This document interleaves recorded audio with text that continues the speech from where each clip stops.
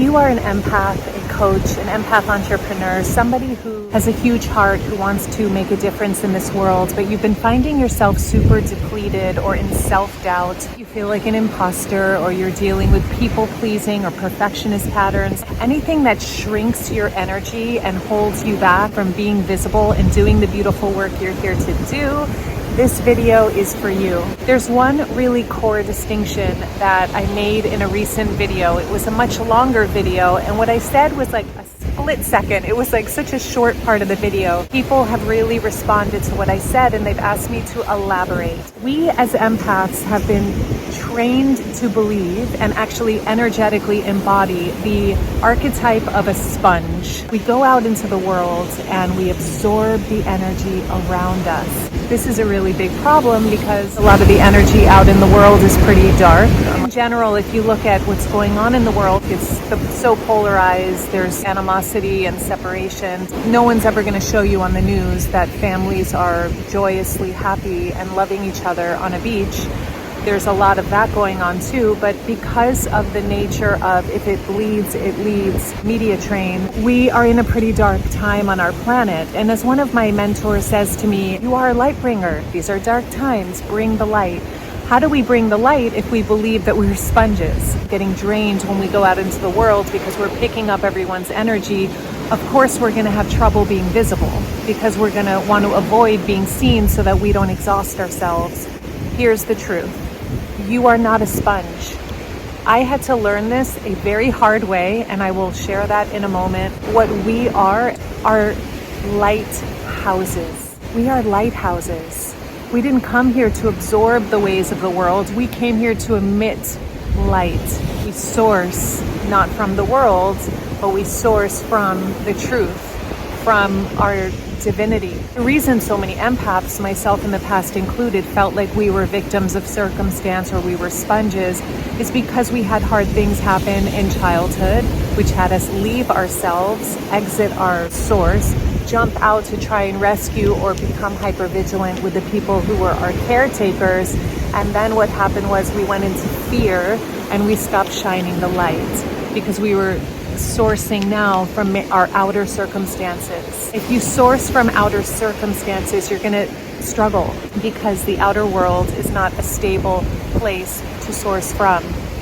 I learned this the hard way in Peru. A couple years ago, I went up to Apu Asungate. I was many thousands of feet up altitude on this gorgeous glacier lake on the mountain, and it was absolutely stunning. And very long story short, in the middle of a ceremony called a despacho ceremony, we were in this very sacred moment, and all of a sudden droves of Westerners started rising up the mountain to where we were on this sacred piece of land, blaring music, drinking, throwing their beer bottles. They were loud, obnoxious. They circled around us, observing us. It became a spectacle. We were in such a deep place of prayer and intention and connection with the land that to go from that place of stillness to that toxicity was really hard, and I immediately went into judgment. I went into judgment on these people. I didn't realize it at the time, but in judging them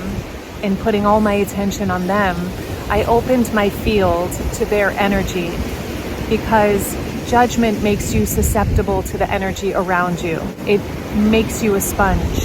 Same thing if we're trying to control other people or trying to make them like us or trying to manipulate or psychically trespass in order to make sure we're safe. What do they think of me? Do they like me? Do they like what I'm saying? That opens a portal to then siphon energy back and forth, and you become a sponge. We are not here to do that. We're here to actually let people have their opinions. Let people judge you. Let people look at you, wonder about you, have whatever thoughts they have. I love her. She's so bright and radiant. I can't stand her. She triggers the crap out of me. Let them have their opinions. As one of my first teachers, Leonard Jacobson, would say to me, other people's opinions of you are not your business. Let them have their judgments. Like, give them, like energetically, give them permission to judge you. Because if you try to control the outer world, you become a victim of that outer world. Are you so obsessed with the news right now, or other people's opinions of you, or something outside of you, that it's weakening you. It's weakening your power. It's weakening the lighthouse that you came here to be. A lighthouse, get this, does not leave itself to go rescue a sailor who's struggling in rough waters. That would be a disaster, because all the other boats trying to get in would not know where to go because the lighthouse is out. A lighthouse stays firm, sourcing from within, radiating brightly, and letting other people have the dignity of their process. This is what we as empaths, empath entrepreneurs, coaches, healers, creatives, big-hearted souls are here to be, lighthouses. So the question becomes, where are you getting lost in judgment on yourself or other people? Where are you trying to control outer events or circumstances that you have no control over and it's just weakening your energy? Where are you getting so lost in thought that you're incapable of shining brightly? You're not the lighthouse because you're lost in your mind. And how can you fill your cup? For me, it's swimming in this ocean, bathing in the sunshine, walking a long, gorgeous walk every single day, and strengthening my body, walking the hills and meandering and taking in the beauty around me. For me, it's meditation. For me, it's connecting with people I love. For me, it's solitude. For me, it's taking baths with Epsom salts. You need to get really firm with your commitment about filling your cup. This ocean, you know what she does? She ebbs and she flows constantly. She pulls into herself and she flows out. I come here when the tide is low, so I've become very attuned to the patterns here. And I'm like, wow, the ocean literally ebbs and flows over and over and over and over again every single day, pulling into herself and then giving of herself. Pulling into herself and giving of herself. My question to you is to shift from sponge to lighthouse. Who are you getting lost in?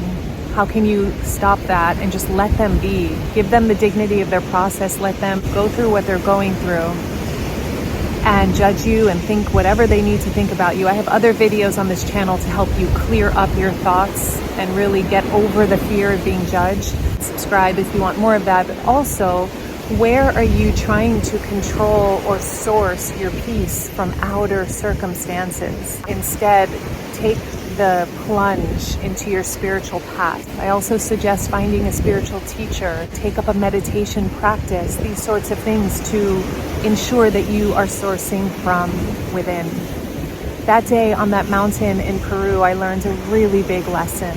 I learned that judging other people, even if it seemed justifiable, was such an incredibly draining and limiting habit, because what ended up happening is I got so sick. After that whole interaction with those people up there on the mountain, I was sick for a week or two, lost so much body weight, I was so weak. The shaman said I had opened my field because I was being judgmental, and it seemed so justifiable at the time. Like, but they're littering and they're harming this place, and this is a sacred place and they don't even care about it. But he said to me, would you look at a second grader and judge the second grader because they don't know geometry yet? I started to think, I'm like, have I ever been like those people up on the mountain? Yeah, of course, in high school.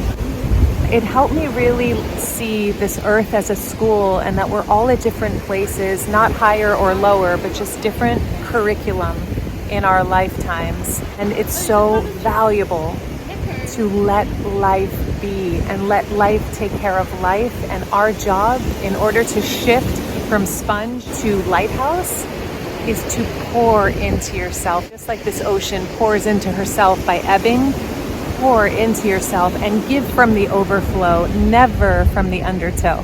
We are not sponges. That is a complete miscalculation of what an empath is.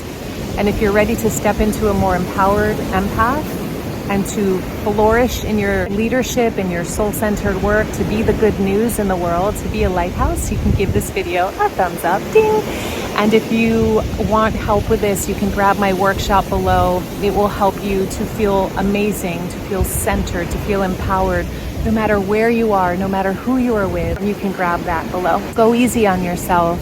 These are rapid evolutionary times. The polarity is extreme. That polarity is going to be mirrored in the mind. The mind, I've noticed in a lot of my clients, this polarity going back and forth between feeling good, feeling awful, like having positive thoughts of oneself, having horrible thoughts of oneself.